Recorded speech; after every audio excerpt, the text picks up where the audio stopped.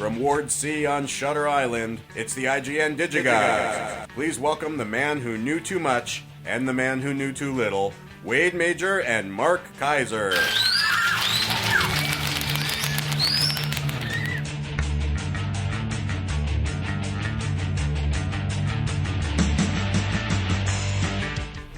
It's a new beginning, right?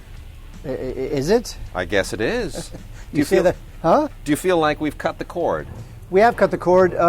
Wait, and you might be hearing some motorcycles firing up in the background because we are doing something different this week because we want to shake it up. We're doing two things different this week.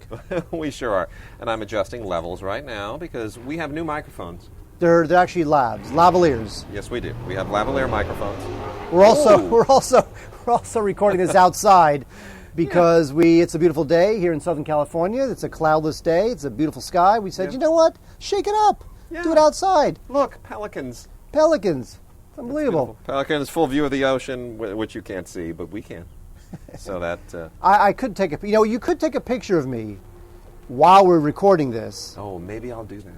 And I'll post it on Facebook. Or I'll take a picture of you. Oh. Nobody will see Fine. anything particularly interesting. They'll see that No. we're out. They'll see you're outside. Yes. I'm literally doing this as we speak. I'm not making this up.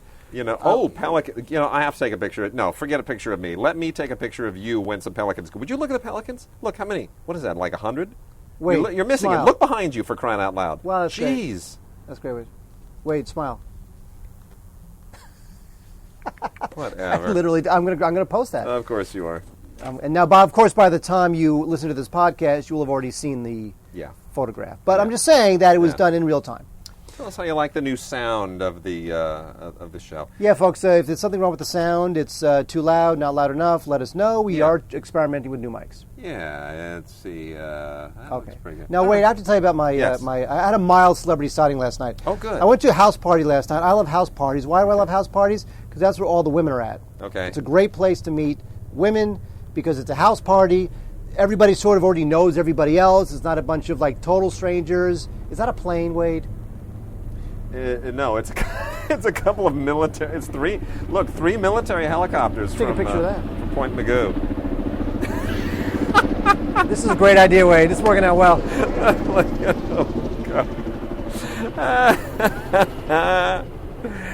Oh, this is beautiful. Anyway, so I was at this house party. Here's what I ate at this house party.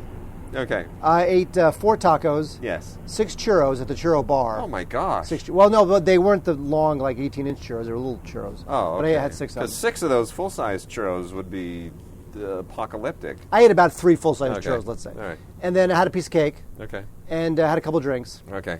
And mild celebrity sighting. I don't know why she was there. Because this was not a industry party. I don't know who this person... I didn't really know the host. Mm-hmm. But... and you don't know who this is because I have no idea. And of course I'm building up to be more than it is. Yeah. But Diane Lane. Oh, really? Yes.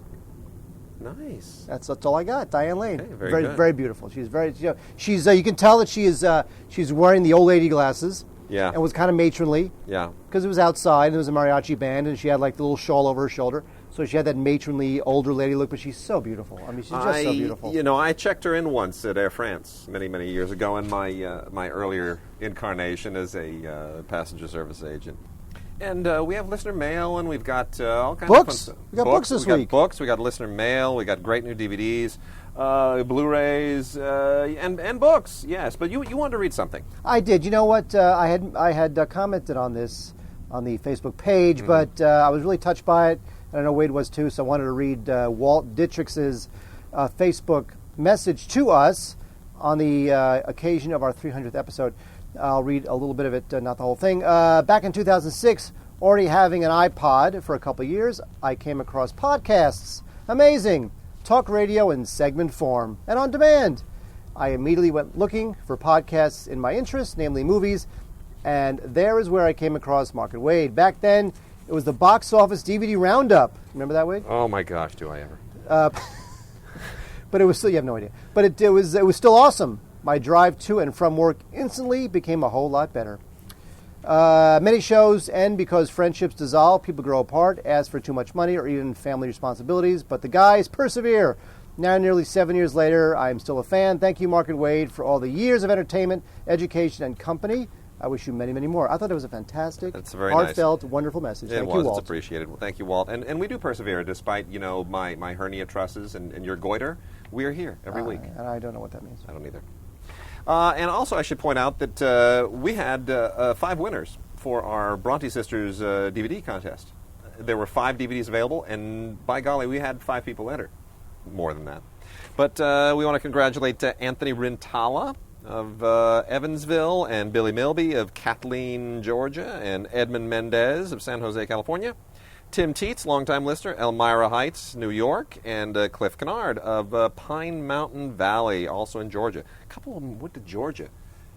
Seriously, Georgia in the house. Andre Tachinet and Georgia. Those things go together, don't they? Like hand in glove. Oh, yeah. Yeah. Yes. Whatever you just said. I did. And in kind of connected to that, also I want to plug a few books. The commentary that I did for the Bronte Sisters would not have been possible without the wonderful Juliet Barker, who is the kind of the premier Bronte scholar in the UK.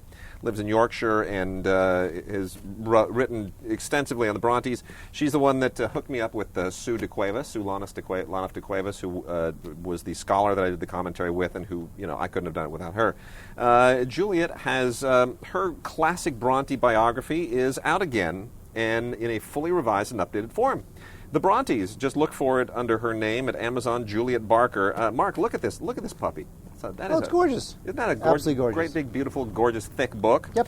And Juliet Barker also has a couple of books that her publisher sent me, which I didn't even realize that she was as extensively a scholar on things medieval as she is. One is Agincourt. It's the St. Crispin's Day, right? The Henry the Correct. Right. The Branagh thing with the speech in the Shakespearean. I'm deal. not helping you out. Yeah. We mighty few, we happy few. That's the one. That's yes. the one. Thank you. She wrote that book, and then she also wrote Conquest: The English Kingdom of France in the 100 Years' War. So she's written some great stuff. So I've got 2 other really good Juliet Barker books that I'm going to have to dig into when I've got some time. And Mark, on the book front, I have a book, The Greatest Bad Movies of All Time by Phil Hall. Now, Yes. I have to say that everybody's got a list book out, the best this, the worst that. And is this one any better or worse than any of the other ones? It's all just a matter of... Here's the thing. If you're going to do a list book like this, if the list was written by somebody who I know and respect or I've heard of or is kind of a funky little choice to write a book like that, I'm more into it. But I don't know who Phil Hall is. And, he's a contributing editor for Film Threat. I know, and I like Film Threat. He's written the Bootleg Files, which is a column that's been running for a long time. But some of this stuff is okay. Catwoman and even like Manos Hands of Fate, which Mystery Science Theater 3000 made so memorable. But even here he writes, how Manos has the distinction of holding an unprecedented 0% on Rotten Tomatoes. There's lots of movies that have 0% on Rotten Tomatoes, so it's not like it's all that scholarly. But Plan 9 from Outer Space, Reefer Madness. I mean, okay, it's fine. You could probably go online and get a list just like this. I don't know that you need to read the book or buy the book. It's a fun book, though. I enjoyed it. I really did. I mean, I like his style. I like his. It's sort of irreverent and intelligent at the same time. I thought he hit the right tone. I mean, and I love a lot of these movies, and he acknowledges that. I mean, the musical Lost Horizon from 1973, which I core part of my childhood. A couple of other things here I wanted to make mention of. A lot of major directors who laid eggs that he mentions in here, like "Don't Worry, We'll Think of a Title" by Harmon Jones. You ever heard of that? I have not. See, but if it's bad, why would I want to rent it? Because it's got Maury Amsterdam in it. He is awesome. Edie Gourmet died a couple days ago. No, I'm so sad.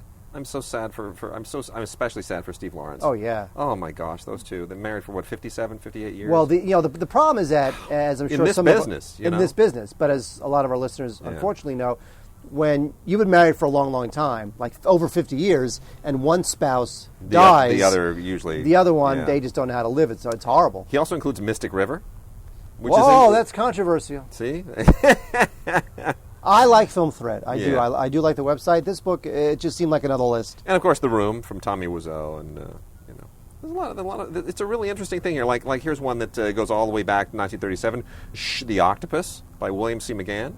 I mean, that's a bizarre little. It's under an hour long, strange adaptation of a play, but it's I've seen it and I'd forgotten I'd seen it until I saw it in here. It's wild. Streetcar Named Desire from 2005. Ooh, nobody saw that one. So yeah, I enjoyed that. And Mark, let's talk for a moment about the John Badham book. Yes, we both read. I read the John Badham book cover to cover. I did. John Badham on directing. There's a chance that we may be able to land John Badham for an interview. We're still trying to sort out the possibility of that. But independent of that, I think this was a great book. It's fun. Yep, I did like it. You know what it is? He's very John Badham, as you know. I think is probably his two most popular films, at least to our audience, would be Saturday Night Fever and War Games. Yes. Those would be the two. He's done plenty of other films, and he does a lot of TV work. This guy is a survivor. He's done a lot of good stuff. And feel this cover. I know, it's nice, right? That? It's velvety. It is kind of velvety. It's designed to rub across your naked flesh, is what it's designed for.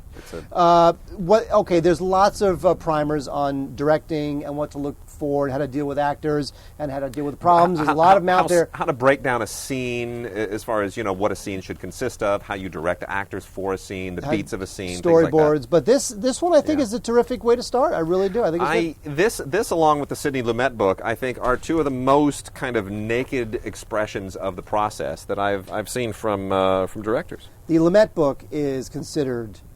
That's like the Holy Grail. It is mandatory reading if you're going to. But it's not only mandatory reading if you're going to be a director. It's really mandatory reading if you're going to appreciate what goes into making a film. I think it's mandatory reading if you're going to be a functioning human being in the civilized world. I think they should give it out with Social Security cards. I agree. And baby bunting. Absolutely. I don't know what baby bunting is. Wait, what's baby bunting? I don't know what that is. I always wondered. I have no idea. Okay.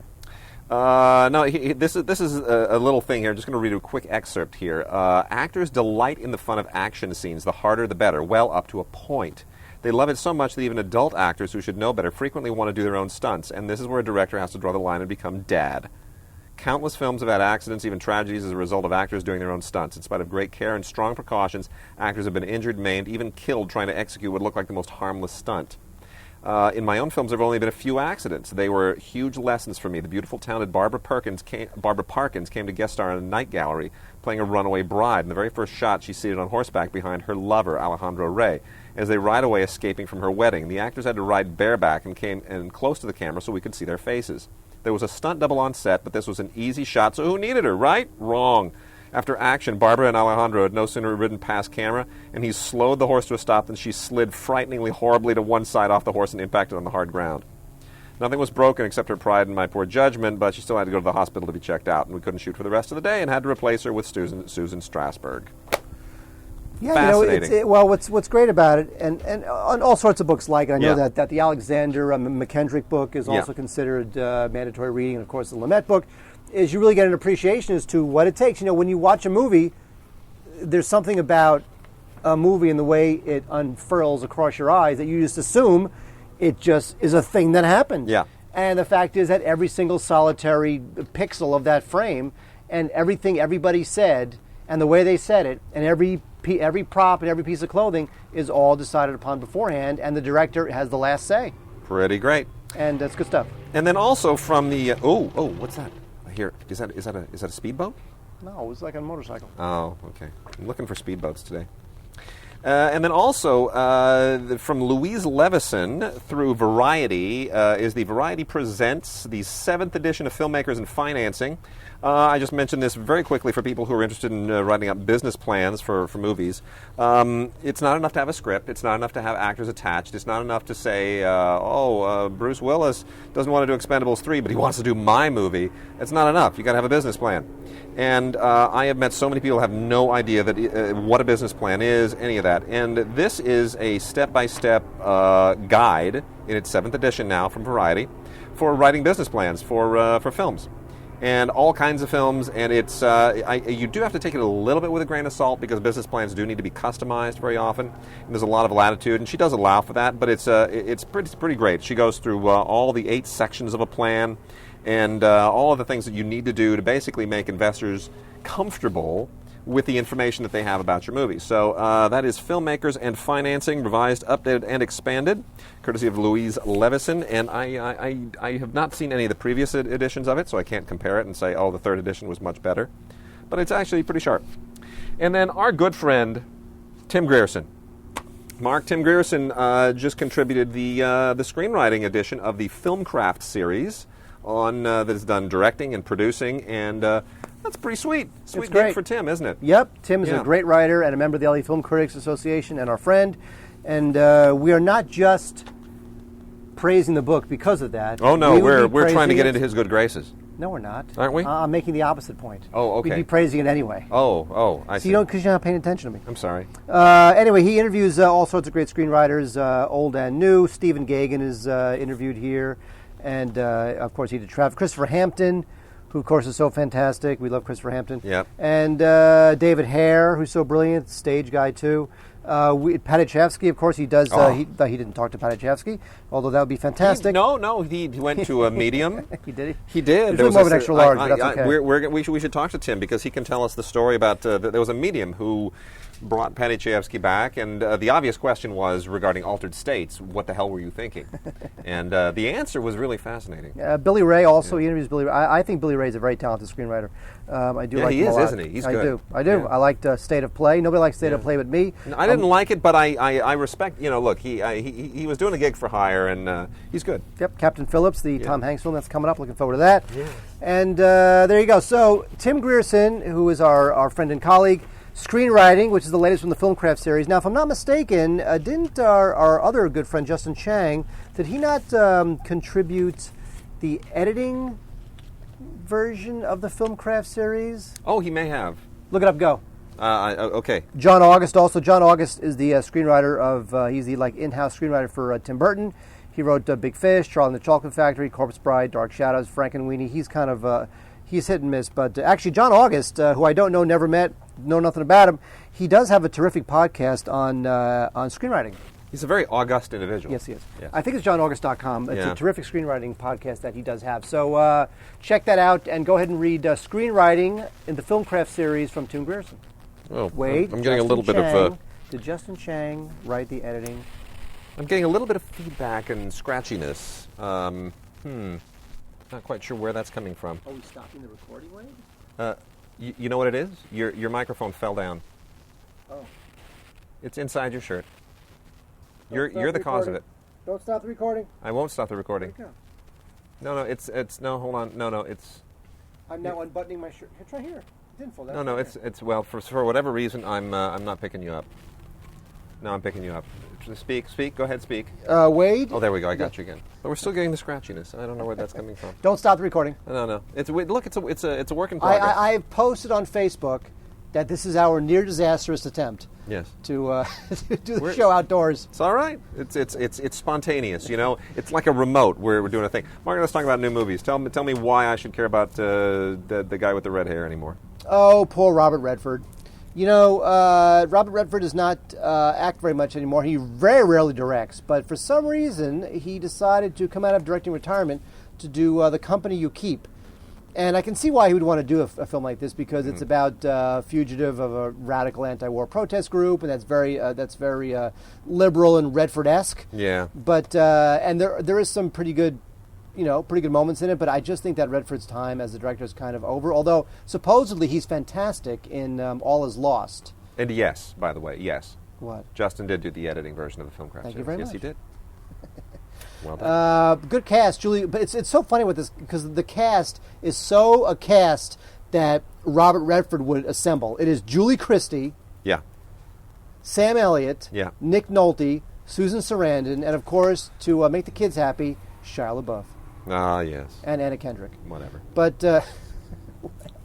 anyway, The Company You Keep, it's got a couple good moments. Really, it's not worth it. I think Redford should just act and just stop directing. Aftershock is a film by Nicholas Lopez, who wrote the screenplay. Well, he did the story with Eli Roth, and he did the screenplay with Eli Roth and Guillermo Almoedo, or however you pronounce it. Doesn't really matter. It's not worth saying. This is just a really unfortunate attempt to make a movie that's neither a horror film nor a disaster film, but wants to be both. Eli Roth just co-wrote it and acts in it and then presents it, so it's an Eli Roth Presents deal. I got it on Blu-ray here. And, it's a middling Blu-ray transfer, to be honest. Originally released from the Radius wing of the Weinstein Company, who do mostly their kind of genre stuff, their Dimension and other things. And the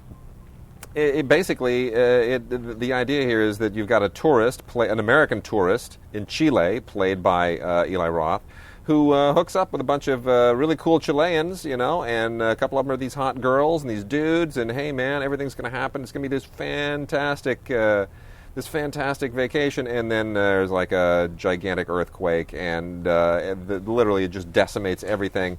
And then somehow the earthquake turns everything into it's like a post-apocalyptic movie. There's like gangs roaming around, and everything is just totally psychotic. And I don't know. I've been through a lot of earthquakes. I don't remember all of civilized society in Los Angeles just disintegrating in the wake of an earthquake. Maybe they do things differently in Chile. I don't know. So it's a documentary? It's kind of silly. And it's too gory, and it's just too psychotic, and there's like serial killers that come out of the woodwork. It's really kind of nonsensical. Got a few special features on the casting and the making of, and there's a feature commentary that is really not that great. It's with Lopez and Roth. It's kind of pointless, but if you're an Eli Roth fan, who am I to tell you not to see it? Speaking of pointless, a very sincere attempt that just came up short is On the Road. This is from Walter Salles, and this, of course, is based on the classic Jack Kerouac novel.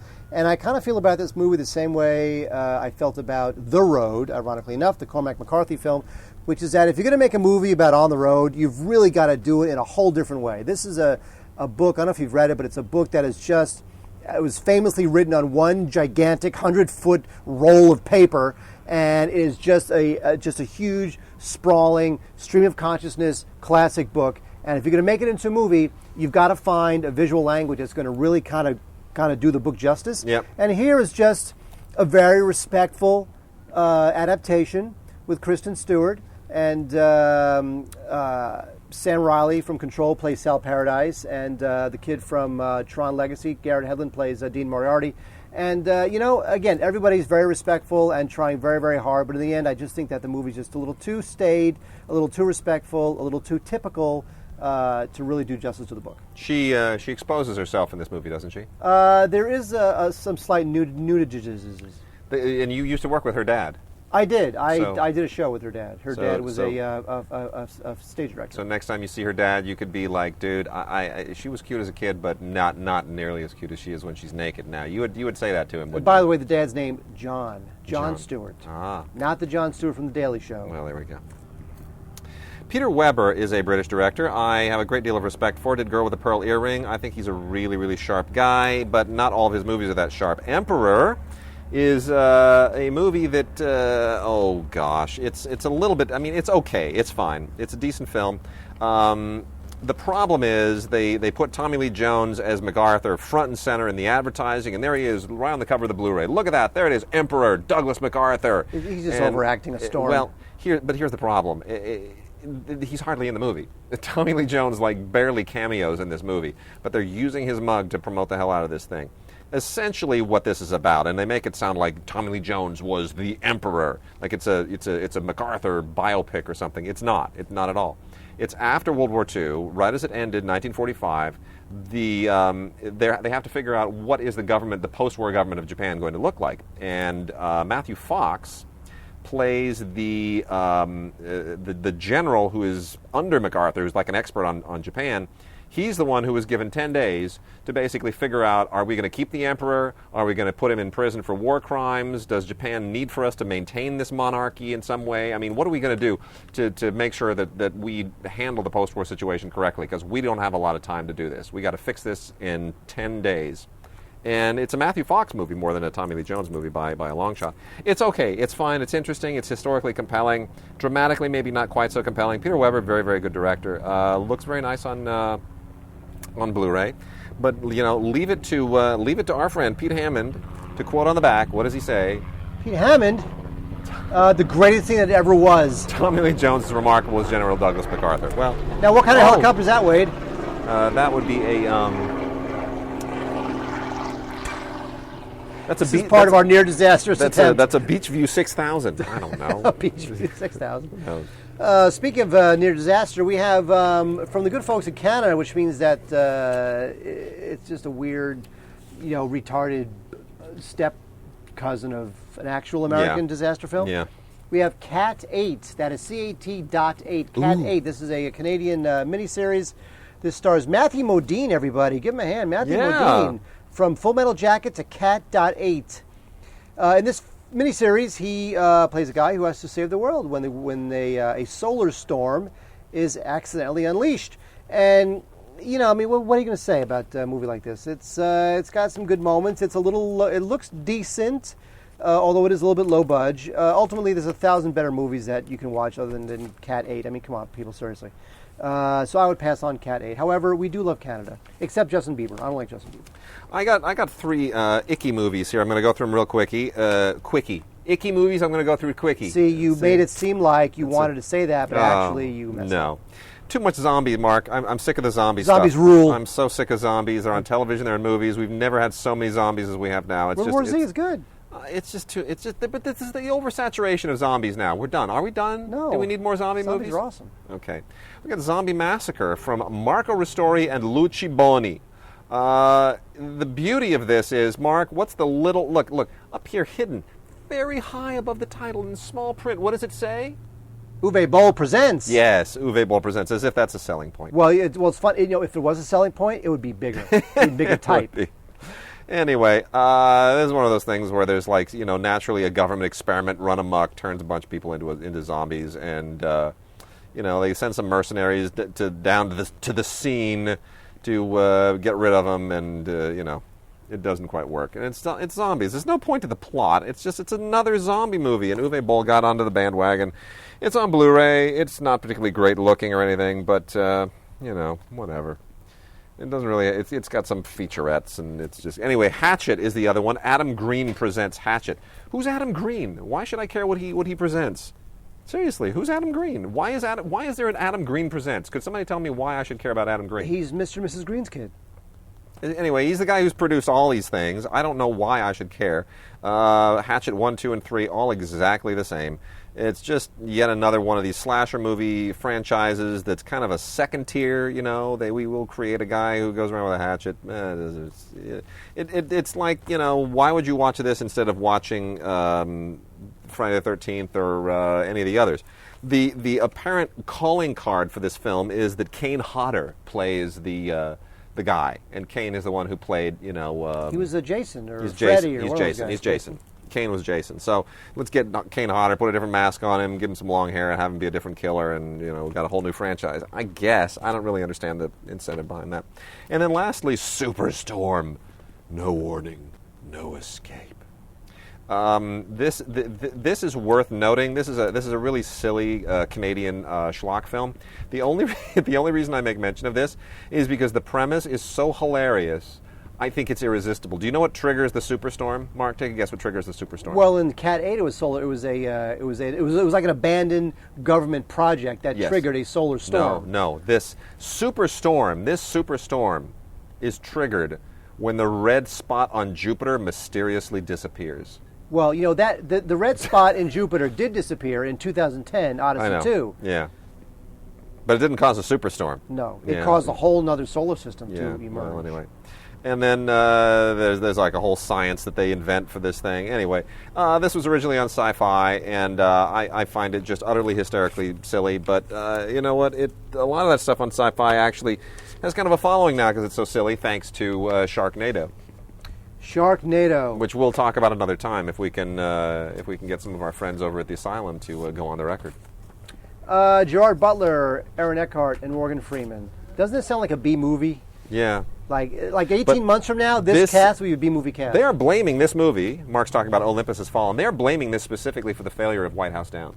Like, no one wanted to see White House Down because Olympus Has Fallen came out in the spring and stole all its thunder with an almost identical plot. That happens all the time. You know what? Remember the 2 volcano films? Yeah. Dante's Peak and Volcano? Yeah. And there were 2, there was Armageddon. Yeah. And there was the Michael Bay one. Right. Remember the Meteor Destroy the World? Yeah. It's the same thing. I know. And what always happens is the second one is always better.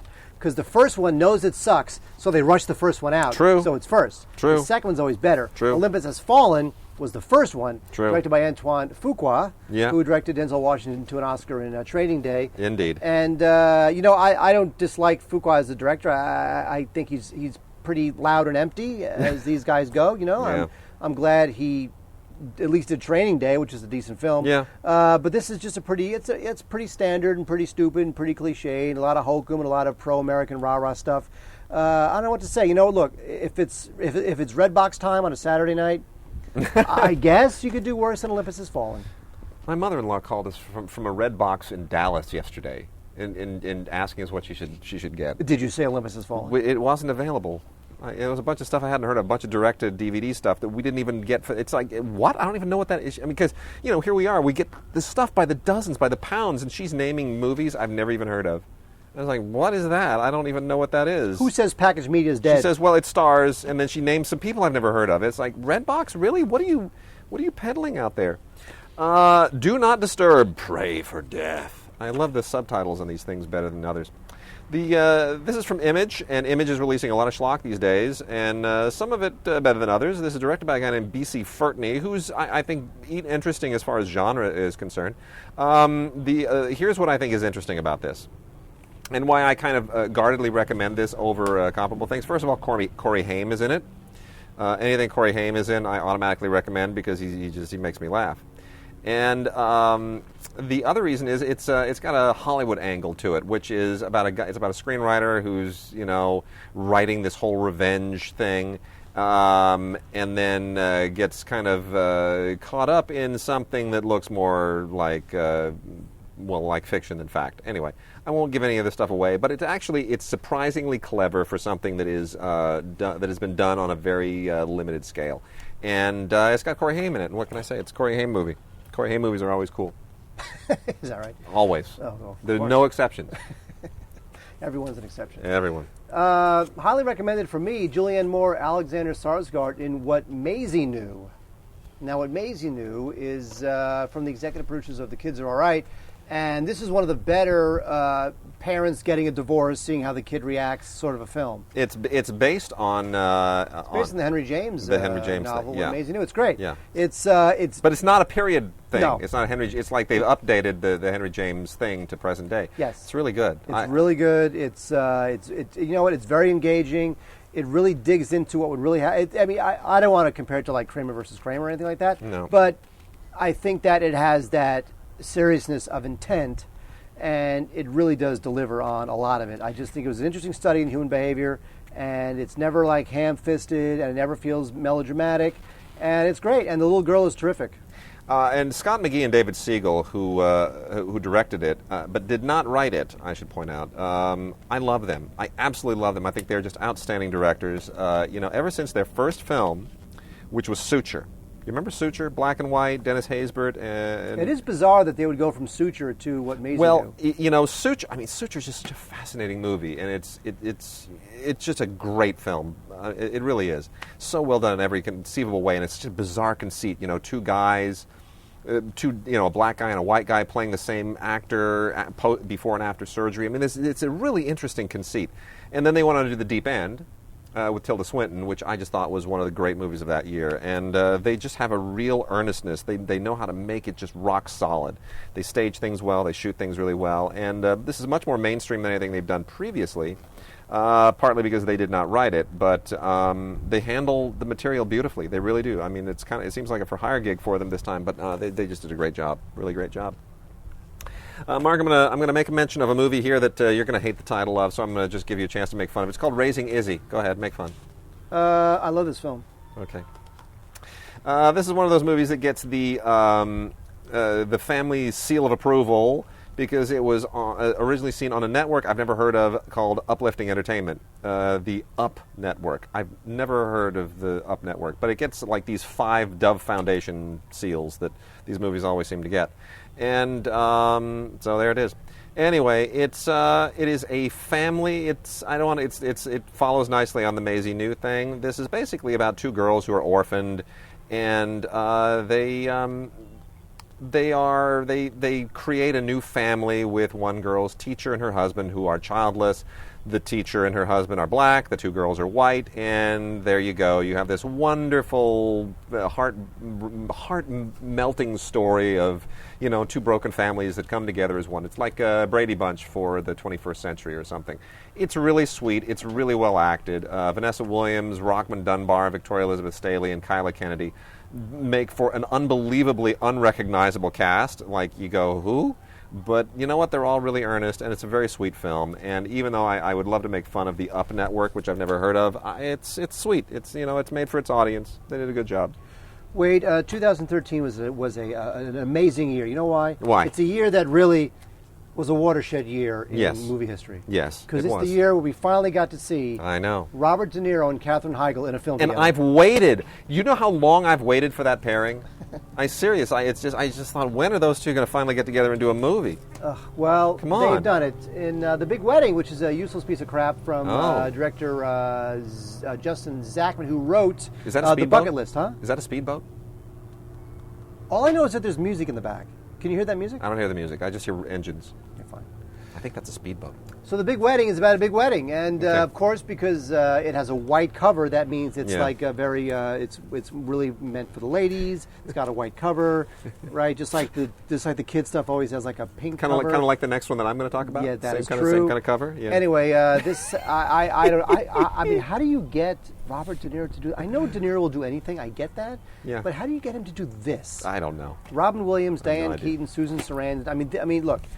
Just De Niro, Sarandon, Keaton, Williams, those four, I would go see that movie. I would go see any movie that they were all four appeared in, except for this movie.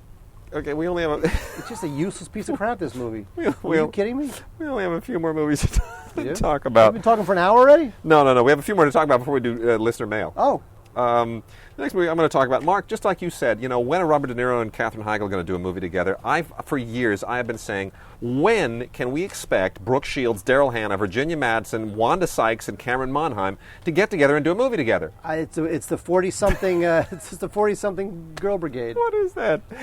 Well, I mean, I guess it's a decent cast, but anyway, it's called The Hot Flashes. Yeah, but look at that cast. But look, who's going to hire? When was the last time Daryl Hannah did anything? Virginia Madsen, she gets work sometimes. Brooke Shields. I know. It's about a bunch of women who were really great basketball players in high school. They're now in their 40s, and they come together to challenge a current team of high school champs in order to raise money for breast cancer prevention. Oh God! So now it has a guilt factor to make you want to rent it. You're like, oh my goodness, how much money from the DVD sale goes toward breast cancer? Zero. I've got to do it. By the way, you realize that Oliver Stone once said that the only actress he could never ever work with because she was so horrible and impossible to direct. Yes. Daryl Hannah. Really? In Wall Street. Really? Yes. That is interesting. Well, anyway, the plus on this is it's actually not bad. Susan Seidelman directed this. Really? You would look at this and you'd go, oh, that just sounds dreadful. Like all these actresses are out there playing basketball. And it's an underdog. It's like the old guys playing the young with women and breast. How cloying. But Susan Seidelman's got a little edge to her, and I got to be honest with you. It's surprisingly entertaining. Brooke Shields is very, very good in it, Virginia Madsen is really good. Wanda Sykes kind of gets on my nerves a little bit. She's a little bit too improv-y here, a little bit too much of what she usually does, but you know what? Brooke Shields holds it together very, very nicely. Very good. And they've got, obviously charity partners involved, so some portion of the money obviously goes toward, something worthwhile. All right, I'm not spending more than 10 seconds talking about Chihuahua Too, which is a movie for kids. Chihuahua Too. Which is a movie about a dog. It's about a dog and a ghost dog. See, there's a dog who really does exist. Woof, woof. And the house that the dog moves into with his family is haunted by another dog named Sophie. Yeah. And Sophie's a Chihuahua. Okay, that's great. Look, it's an angel Chihuahua. That's stupid fantastic. dogs. They're so dumb. Two more movies. One by two directors who really should be mentioned in the same breath. We know that on a daily basis, and millions of times around the world, people constantly talk about Michael Bay and Terrence Malick in the same breath. They do. I do. And they usually say, I love Terrence Malick. I'm so glad he's not Michael Bay. To the Wonder is probably the fastest turnaround we've ever had for a Terrence Malick film. It's like he did Tree of Life, and then bam, To the Wonder comes out almost instantaneously. This is a gorgeous movie. I know a lot of people looked at it and said it's like a really just unbelievably self-indulgent, self-parodying version of Tree of Life done on the cheap. With Ben Affleck thrown in there to try and have a name. But I got to tell you, it's a beautiful film. It is. You are such an apologist for him. You really are. Well, look, here's the thing. If you go into a Terrence Malick movie, you know what you're getting.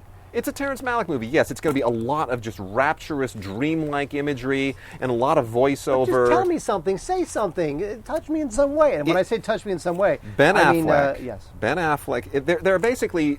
Here's what's going on here. There's a lot of flashback and a lot of present day. Ben Affleck is an American guy who has two different relationships in this movie. One with Olga Kurylenko and the other with Rachel McAdams.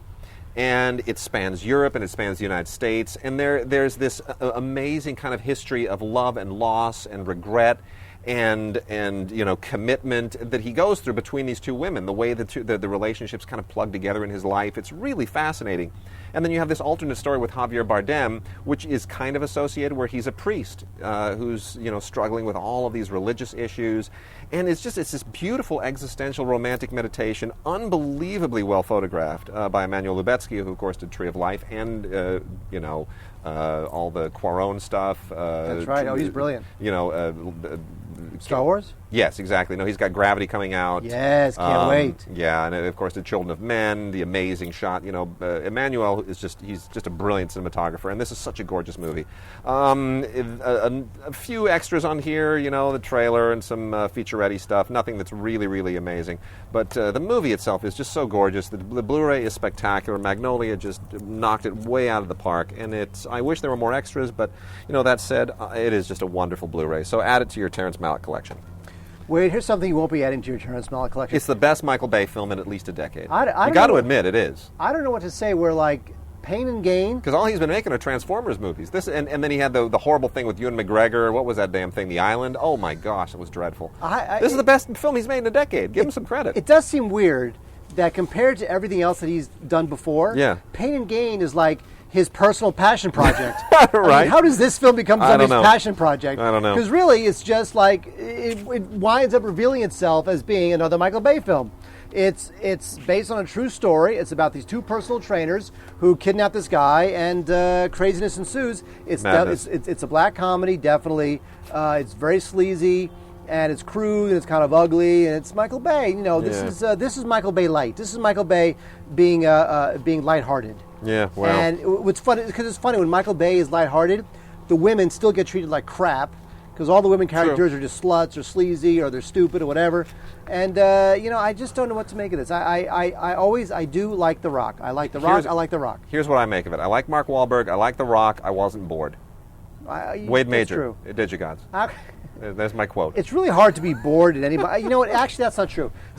It's sometimes a movie like Transformers, to me, it's so cacophonous and moves so fast that I do get bored because there's no pace to it. It just goes 0 to 60 and doesn't stop, and that's just boring. Yeah. It's got a real Florida, Miami Vice kind of it's shot, greasiness to it. Yeah, well, that's also the way it was shot. It was shot with sort of these blooming colors, and everything was shot with like the sun just bleaching out everything. Now, before we get to listener mail, Mark, tell me some of the stuff that people have been sending in for our outros. Time to check the gate. It's a wrap. Well, we've narrowed it down. Gotta bake. You've just been gotta bake. You just been J-dated. Hey, you know what? That's a wrap. Don't stop the recorder. You don't get to eat what I baked. Here's what I baked. I baked bacon and white cheddar scones. That was Mario Mendez sent in Gotta Bake, and you've just been J-dated. I thought those were hysterical. I baked bacon and white cheddar scones from the Bouchon cookbook. Yeah. It was like a $50 cookbook. Really good. And from a Martha Stewart book of cookies, I made chocolate malt sandwich cookies. Oh, chocolate malt sandwich cookies. None of which you can have. I don't know what that means. It's delicious. So Josemar King said, I've been a listener for some time. Appreciate you two truly know your industry and can pull filmmakers' names just off the top of your head in seconds flat. Anyway, I have a website I'd love if you can mention. Remember, we asked people to plug stuff. He said, is you enjoy shamelessly promoting people. Fashionandvideogames.com is a style guide for the technologically endowed. In other words, it's fashion and lifestyle guide for nerds from a nerd. So there you go, fashionandvideogames.com. Go and give Josimar some love at his website. That's our shameless plug for his website. Ooh, I'm getting all kinds of noise here. I'm going to have to figure out, I wonder if this is because we're outside or is it the new microphones? I'm going to have to troubleshoot some of this. Our final episode, ladies and gentlemen. Troubleshoot. Well, maybe it's your phone. It could be my phone. Maybe. I'm going to move my phone over here. Yeah, that doesn't help. It's a round table. It's equidistant to me, dude. So you're saying I need to...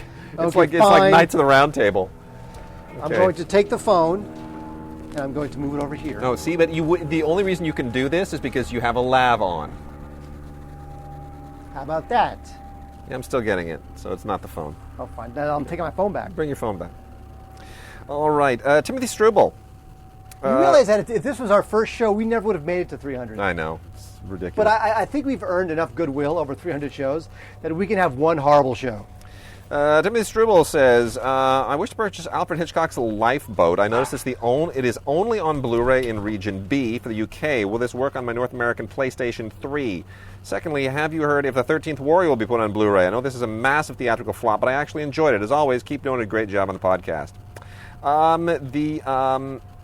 You can play it on the PlayStation 3 with a hack.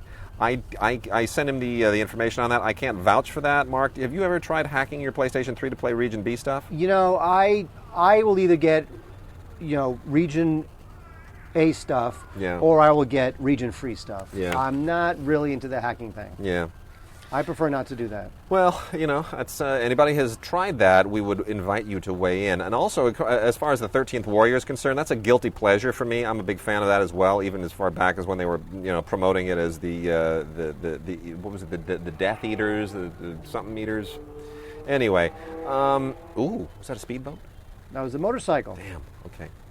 The problem with that is that it was a pre-Bob Iger film at Disney, and it's considered a big mistake and not something that is easily brandable for Disney. And Disney has been consistently ignoring, like Down and Out in Beverly Hills and Touchstone titles and Hollywood Pictures titles, and anything that doesn't look like an easily brandable Disney title right now just doesn't get any love over at Disney, and they're not really doing any output deals. So I don't see that coming out for quite a while. I got to be honest. I hate to say that, but I don't see that coming onto Blu-ray for a very long time. Maybe another, it could be like 2 years, if ever.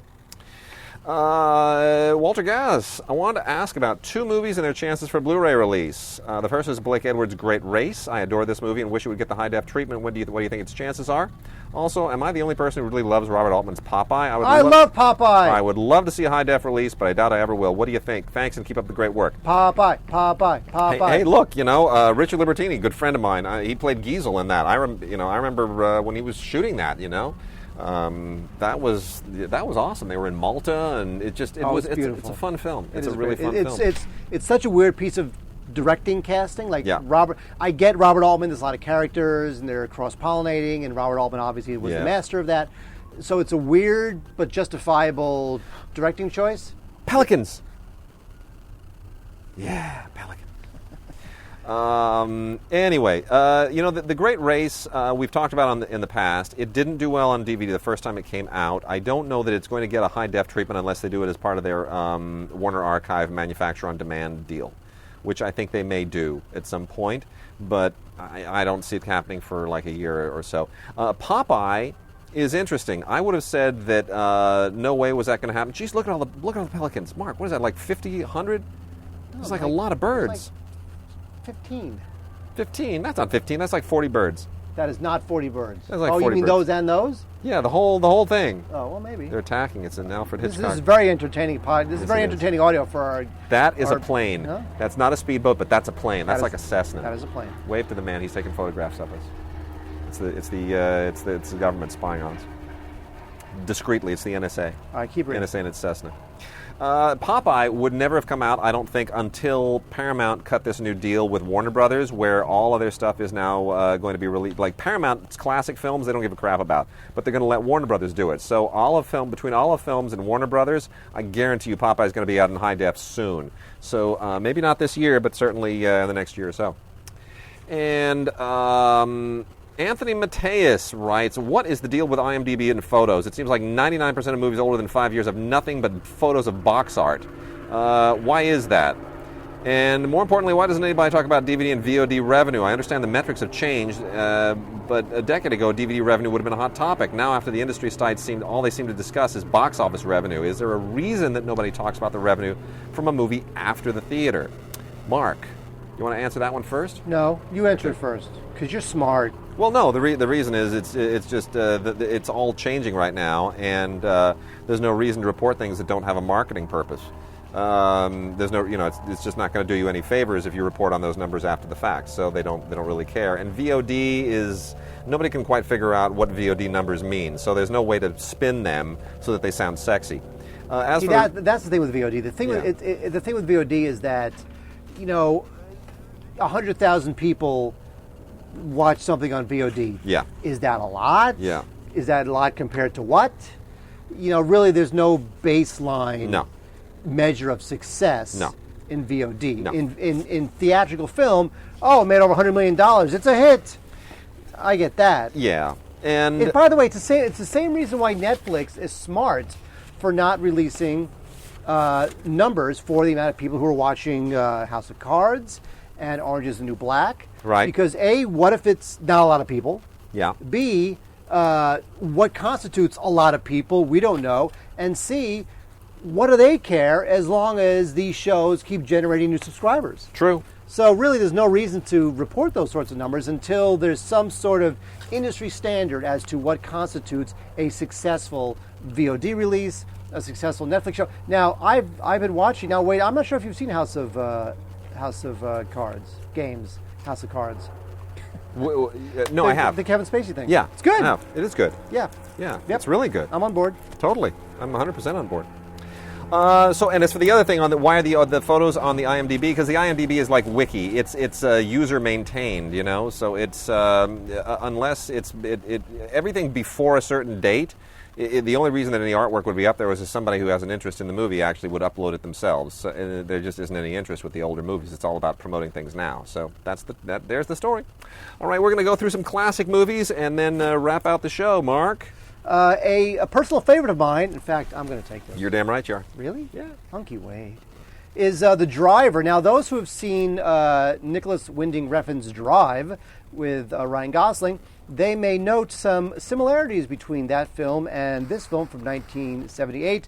This stars Ryan O'Neal as a getaway driver. We don't really ever know his name. All we know is that he's being chased by a cop played by Bruce Dern. And it was directed by Walter Hill, who, of course, is a great action director. He directed 48 Hours and a bunch of other terrific movies. And this is one of those existential, noirish sort of films. It's a cool early Walter Hill film. Yes. It is. The Driver. Yeah. I like Definitely this film a lot. very cool Walter Hill film. You see him emerging as a serious talent. So The Driver, recommended. If you like to drive, I recommend The Driver.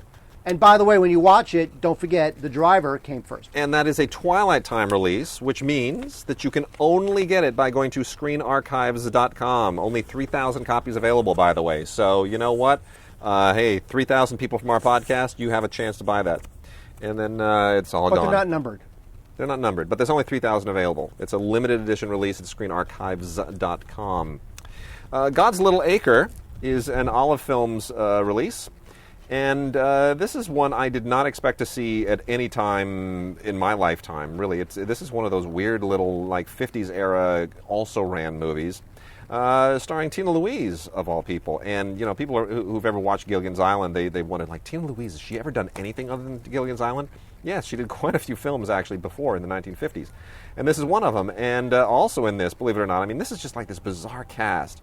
Robert Ryan, Buddy Hackett, and Jack Lord, and a young Vic Morrow.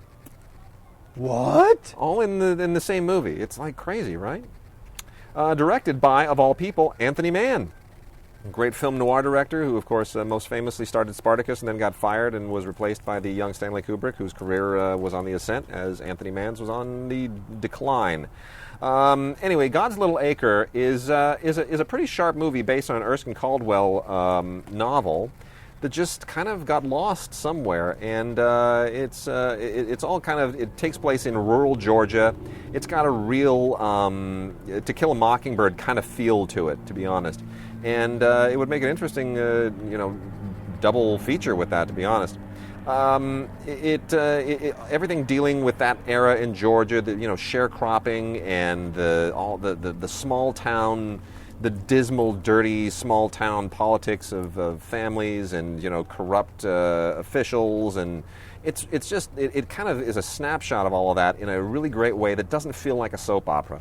And the mechanics of the characters are really interesting. It's really well shot and really nicely put together, and just completely fell between the cracks for the longest time. So it's a great find by Olive, and really well done. Beautiful on Blu-ray. Terrific transfer. 1958's God's Little Acre with a gorgeous Tina Louise. Michael Landon's in this too, by the way.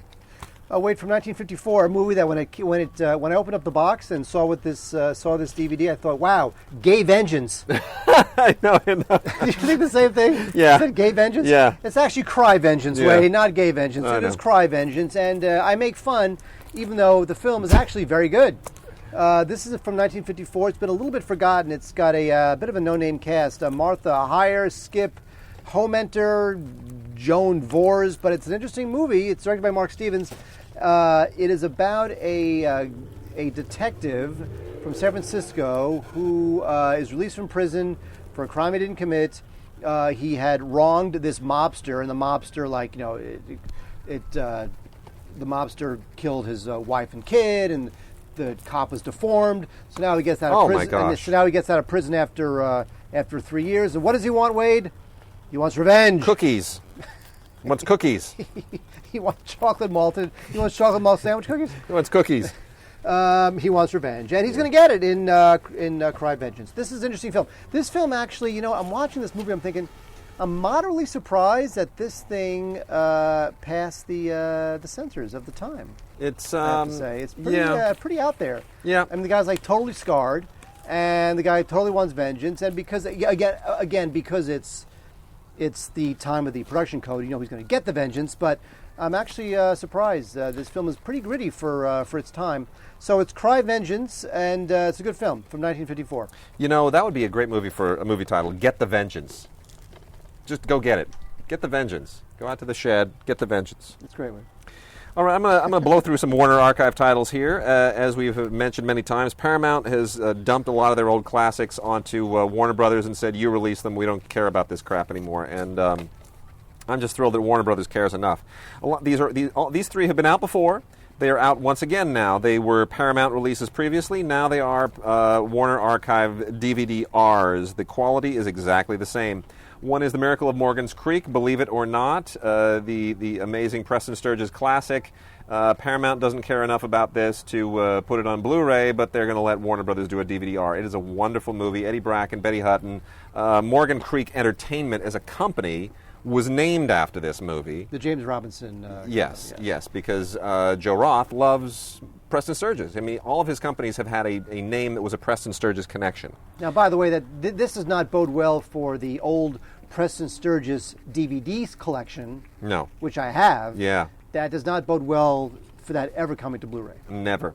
Another one, which is kind of a weird, funky movie. It's not a very good movie, but it's an interesting film. Franco Zeffirelli's Brother, Sun, Sister, Moon, which is this totally groovy 1973 movie that is about Francis of Assisi, except it's done all kind of groovy 60s, 70s hippie style. And it's really dated. Lena Wertmuller co-wrote the screenplay. And it's a decent script. It's just groovy looking, and the whole thing kind of feels a little bit too counterculture. Now this next one started a bit of a phenomenon. Yeah, Jonathan Livingston's Seagull, which was a huge thing when I was a kid. It's about a seagull, and he flies around. That's it. It's a seagull. Yeah. That's it. That's it. That's why they call it a visionary cinematic achievement of stunning beauty, because it's really just a seagull who's flying around.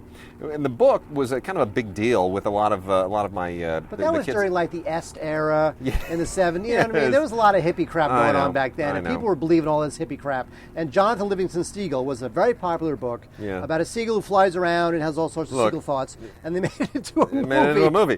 And the only thing that sustains the movie is a lot of Neil Diamond music. Frankly, that's the reason to see this. So that's out again. Now, wait, of all those, only one of those is a must, and there it is right there in your hand. The Great Santini? Oh, yeah. Seriously? You love The Great Santini? How could you not? It's a good movie, but I think there's a couple other good ones in here, which I will name in just a moment. Great Santini is out as a Warner Archive release. This has been out before. It's out again. And, Robert Duvall, terrific in this movie. He's really good. It is a good movie. It's a really good movie. He's the world's worst father. Fantastic Elmer Bernstein music here, by the way. And then, by the way, the guy who directed this, Louis John Carlino, whatever happened to him? I don't know. Without Limits was one of 2 movies that came out right around the same time. This was the second one. Remember you were saying earlier 2 movies will come out, and the first one will be the crap one, the second one's this is one of 2 movies that came out about the amazing, extraordinary middle distance runner, Steve Prefontaine. That's right. And the first one was called Prefontaine. Yeah. And directed by Steve James of Hoop Dreams fame, and was not so well received. This one stars Billy Crudup in his first major role, written and directed by Robert Towne. This is a really good movie, and I have a very interesting story about this. I wrote an interview. I did a piece with Robert Towne, and went to his house and sat down and interviewed him. And the publicist actually had spilled the beans to him. It said, Wade actually thought the acting in the other movie was better. And he's like, what? And so as soon as I sit down, he loads up footage of the real Steve Prefontaine running. And then he loads up, the footage in the movie, and he shows me where he intercut the real footage with the stuff of Billy Crudup. And he goes, see, that's the real guy, that's Billy. That's Prefontaine, that's Billy. And he's giving me the A-B, right there in his living room. And, to prove to me it's a better performance. Now, what was the publicist's game in Well, telling... it was to, I guess just to be overly honest. But anyway, it is a good film, and he won me over. Donald Sutherland plays his coach, the father of Nike, right? The great, sure. And Monica Potter in one of her first really, really great roles.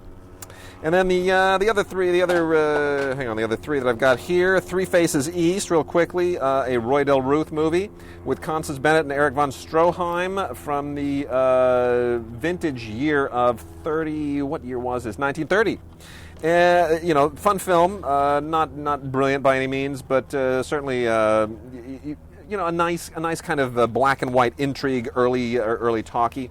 The Hildegarde Withers Mystery Collection. This is 6 films from the Hildegarde Withers collection of movies that were done for RKO, which were all, mystery things in the early sound era. Penguin Pool Murder, Murder on the Blackboard, Murder on the Honeymoon, Murder on the Bridal Path, The Plot Thickens, 40 Naughty Girls.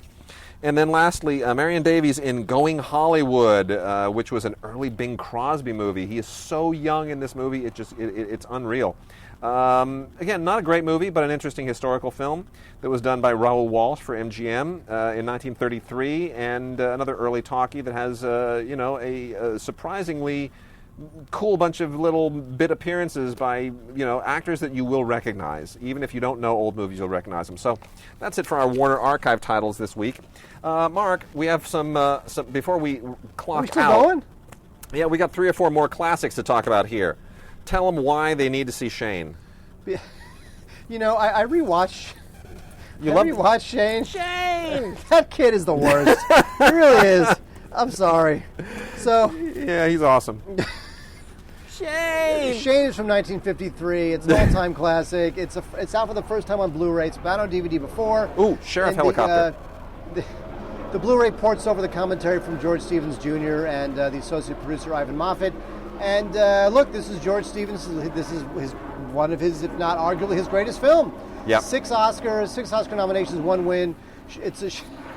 Alan Ladd plays a gunfighter, and he visits this homestead, and the homestead's being terrorized. It's just a great western. By Jack Palance, and it's just a great western. The homestead, they got this kid, and the Shane! And the kid loves Shane. He idolizes Shane, looks up to Shane because Shane is such an earthy, great guy, and he just loves Shane. He loves Shane like Lassie loved Timmy. I know. And it's just a bit of a joke. I'm sorry. It's like the worst thing in the world to say, but it is a classic, and it looks terrific. Totally. On Blu-ray for the first time, and so there you go. It's a classic.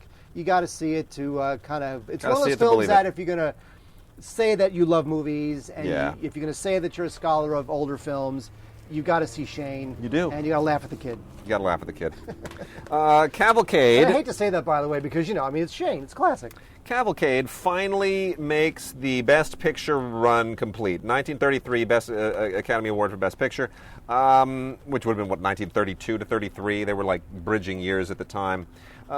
You know what? This thing is not a great film. This is a DVD Blu-ray combo set. It won 3 Academy Awards at the time, director, art direction, and picture, which nothing would ever win just those 3 anymore.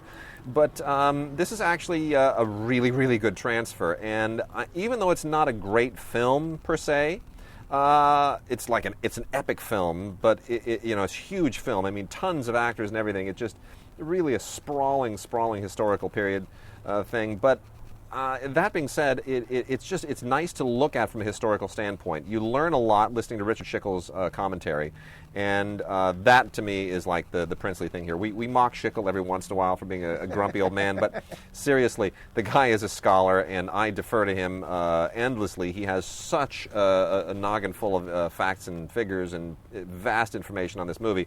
It's wonderful. It's really wonderful to listen to. So, it's the sprawling historical look at a family across all these events and history, and listen to the commentary. That's really what the golden stroke of that is.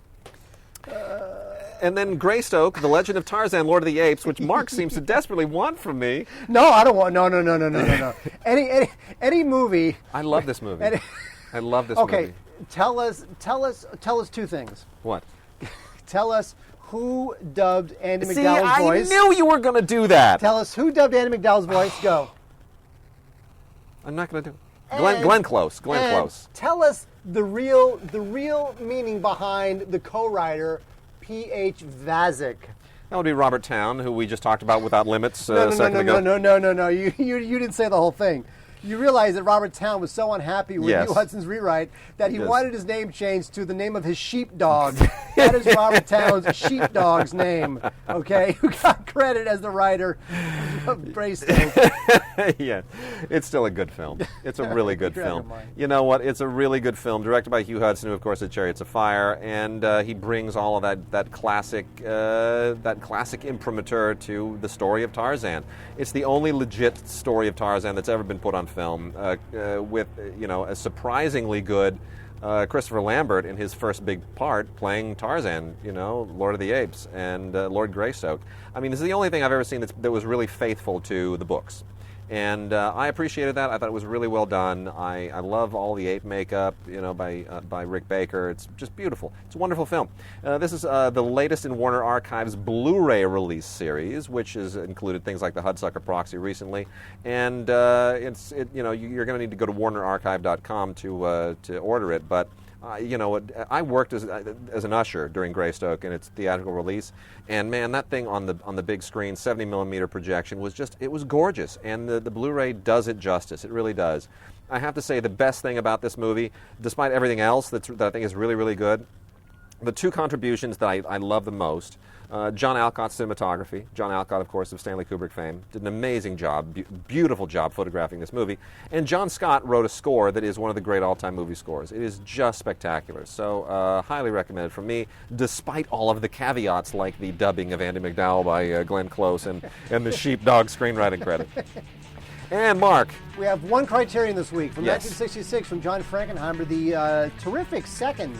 Now, Seconds, which it's a good movie. It's a good movie. It featured Rock Hudson in a very unusual role for him at the time, and he was very good in it. This movie, it predates these sorts of films, but movies from the 70s, like The Terminal Man, that were very sort of dystopian, and it would take like an individual and put him almost like Clockwork Orange. Also, is one of these sorts of films. Seconds is about this banker, and he's bored with his life, and he wants a new life, so he decides to undergo this procedure that will give him a new life. And obviously, it's an allegory for the post-war middle-age boredom and whatnot. But Rock Hudson's great in it. It's very Twilight Zone-y, if you want to kind of go there and give it like an analogy that you guys might kind of groove to. So Seconds with John Frankenheimer is Rock Hudson. It's got an audio commentary with director John Frankenheimer, who passed away a few years ago. There's excerpts from this thing called Hollywood on the Hudson. It's a 1965 program featuring some on-set footage and an interview with Rock Hudson. And it's a terrific film. Rock Hudson's great in it, and it's totally cool, mid-60s sci-fi. Awesome. All right, Mark, we're done. Do we have an outro that we're going to do this week? If you want to hit us with more outros, we're still considering them. Let's try one of the outros. Gods@digigods.com. Mail and outros and Vox boxes. We need Vox boxes. If you've never sent us a Vox box, don't be afraid. Send us a Vox box. Record yourself. Put yourself out there into the world. You're all social networking like crazy. You're putting pictures of yourselves naked out there. The least you can do is put your voice on our podcast. Mark, use an outro. Yes? Are you frozen? Wait, give me the list. You have outro block? I'm not going to give you a list. No, I want to use one of the ones that somebody sent us. Oh my gosh, I put it over here. It's really taking all the fun out of the outro. Oh my gosh, you're going to make me... We can't... By the way, folks, this outdoor show has been such a disaster. We are not prepared. We're going to do it again. We'll do it again next week. Yeah. Well, we'll talk about it. Okay. We'll do it again next week. Yeah, we'll talk about it. Hold on. If we can fix the problems this week, we'll do it again next week. Yes, here we go. There's some outros. And until next week... It's time to check the gate.